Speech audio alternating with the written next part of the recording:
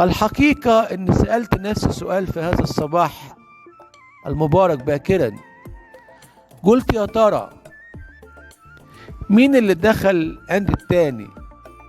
العذراء دخلت الهيكل، ولا النهاردة الهيكل هو اللي دخل إلى قلب العذراء وأصبح قلبها هيكلا؟ ما هو يعني ممكن أنا أدخل الهيكل وأدخل كنيسة، والكنيسة لا تدخل إلى قلبي وإلى فكري. ممكن أدخل الهيكل ولكن الهيكل يظل بعيدا عني ولا يدخل إلى قلبي. أيهما أفضل، أو أيهما أهم، أو أيهما أقدم؟ مين اللي بيدخل في حياة التاني قبل التاني؟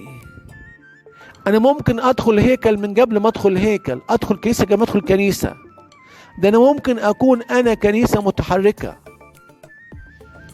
ويقول الشيخ الروحاني: أعطنا يا رب أن ندخل بك إلى هيكل أنفسنا فنراك يا ذخيرة الحياة المخفية. وأتذكر المقولة الخالدة التي للبابا شنودة: